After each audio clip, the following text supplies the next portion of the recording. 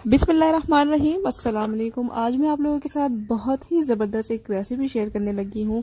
हम बनाएंगे आज आलू के जिंगर फ्राइज, जो कि बहुत टेस्टी बने थे। बिल्कुल आपको चिकन का जायका इसमें मिलेगा, तो आपको बाज़ार की महंगी चिकन खरीदने की ज़रूरत नहीं पड़ेगी। घर में रखे आलू से आप ये क्रिस्पी से मज़ेदार से बनाकर अपने बच्चों को दे सकते हैं जिंगर फ्राइज। बच्चे यकीनन बहुत खुश होंगे। तो चलें इस रेसिपी को बनाना स्टार्ट करते हैं। सबसे पहले यहाँ पे मैंने मीडियम साइज़ के 4 आलू ले लिए हैं।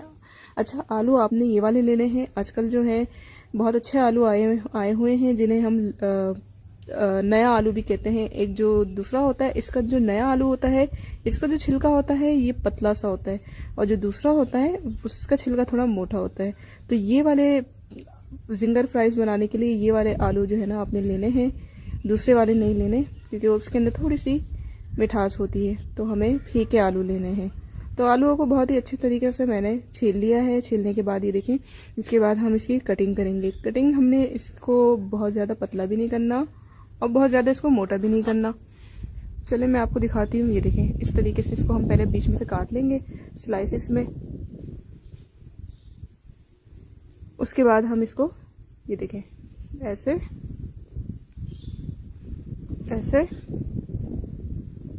और फिर इस तरीके से इसको कट कर लेंगे। तो यहाँ पे आलू जो है ये सारे के सारे जो है मैंने बहुत ही अच्छे तरीके से फ्राइज की शक्ल में कट कर लिए हैं। इनको भिगो देंगे, अच्छे से पहले वॉश कर लेंगे, उसके बाद हम फिर इसको भिगो देंगे। जब तक हम इसको भिगोते हैं तब तक हम दूसरी साइड पे एक दूसरा बर्तन लेंगे। उसके बाद हम इसके अंदर शामिल करेंगे 1 कप मैदा, आधा खाने का चम्मच इसके अंदर नमक शामिल किया है, आधा खाने का चम्मच चाट मसाला शामिल किया है, आधा खाने का चम्मच इसके अंदर मैंने पिसी हुई लाल मिर्च शामिल की है। उसके बाद इसके अंदर मैंने शामिल किया है हाफ टी स्पून के बराबर हल्दी। उसके बाद 1 चुटकी के बराबर यहाँ पे मेरे पास बचा हुआ था ऑरेंज फूड कलर, यानी कि जर्दे का रंग। उसके बाद यहाँ पे 1 चुटकी मैंने सोडा शामिल किया है। इन तमाम चीज़ों को बहुत ही अच्छे तरीके से मिक्स कर देंगे।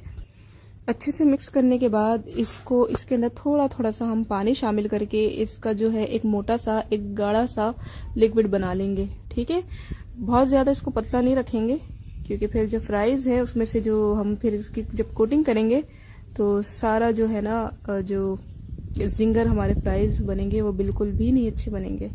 तो इसको बिल्कुल ना गाढ़ा गाढ़ा सा आपने रखना है। यहाँ पे मैं स्पून हटा देती हूँ और विक्स की मदद से जो है ना इसको हम मिक्स करेंगे, ताकि इसके अंदर जो हमें गुठलियाँ सी नज़र आ रही है ना वो फिर इजीली जो है ना टूट जाएंगी।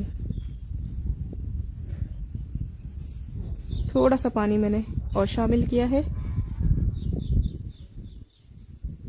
तो ये देखिए, यहाँ पे मैं इसको हटा देती हूँ और इसको विक्स की मदद से अच्छे से मिक्स करेंगे, क्योंकि ये इससे ही अच्छे से मिक्स हो सकता है। ना हाथ से कर सकते हैं ना चमचे से होगा। इस तरह गोल गोल घुमा के ये देखिए, इस तरह का बेटर हमें चाहिए है। देखिए ये बिल्कुल परफेक्ट है। चने जी, अब दूसरी साइड पे आपने करना क्या है, दूसरे बाउल पे जो है लेना है आपने 1 कप मैदा। ठीक है, ये ऐसे ही रखना है, इसके अंदर पानी शामिल करेंगे। 2 चम्मच खाने के आपने इसके अंदर कॉर्नफ्लोर शामिल करना है, ताकि जो फ्राइज़ है ना वो अच्छे से क्रिस्पी हो सकें, देर तक आप इस्तेमाल कर सकें। 1 घंटे तक भी आपके जो फ्राइज़ है ना वो क्रिस्पी ही रहें। तो चलें आलू को जो है एक एक करके पहले हम इसका पानी खुश्क कर लेते हैं। एक एक करके इसमें डालेंगे येलो वाले बेटर में, और उसके बाद हम इसके अंदर डाल देंगे और दूसरे हाथ से इसको मिक्स करेंगे।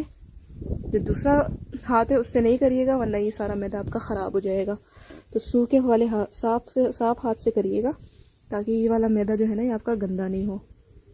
ठीक है, इस तरह दबा दबा के, जिस तरह हम चिकन बनाते हैं ना फ्राइड चिकन, उसको भी हम लोग इस तरह प्रेस कर रहे होते हैं, ताकि ये जो है क्रम्स जो है वो अच्छे से बने। ये देखें, इस तरीके से आपने सारे तैयार कर लेने हैं। पहले एक एक करके इसमें डिप करें और उसके बाद जो है ये खुश्क वाले मैदे में डाल के और ऊपर से इस तरह दबा दबा के इसको सेट कर लें, ताकि जो क्रम्स है ना वो इजीली जो है इसके ऊपर आ सके। बहुत टेस्टी ये रेसिपी बनती है। यहाँ पे आप चैनल को मेरे सब्सक्राइब कर लें और वीडियो को लाइक कर दें।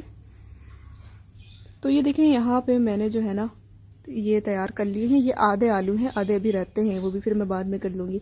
और ऑयल जो है ना वो मैंने गर्म कर लिया है। अब एक एक करके इसको हम ऑयल के अंदर डालते रहेंगे और इसको फ्राई करते रहेंगे।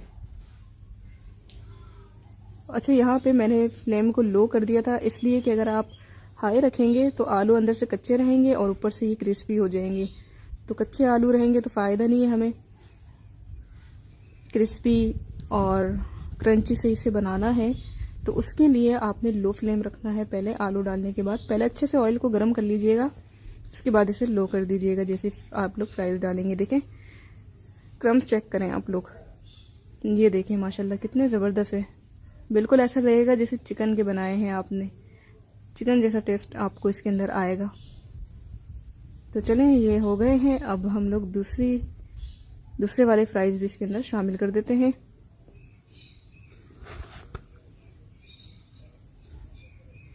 अच्छा, ये ऑयल जो है ना, इससे आप लोग परेशान नहीं होइएगा कि ये गंदा हो गया है, ये साफ़ हो सकता है, इसको ठंडा करके आप लोग छान लीजिएगा। तो ये देखिए दूसरे वाले भी हमारे फ्राइज़ बहुत अच्छे से क्रिस्पी से क्रंची से जो है बिल्कुल रेडी हो चुके हैं। यकीन करें बहुत ही मज़े के ये बने थे। आप लोग ट्राई करिएगा और मुझे कमेंट में बताइएगा कि आपको मेरी ये रेसिपी कैसी लगी। तो ये देखिए मैं आपको उठा के दिखाती हूँ कि ये कितने ज़बरदस्त क्रम्स आया है। देखिए लग रहे हैं ना बिल्कुल फ्राइड चिकन की तरह।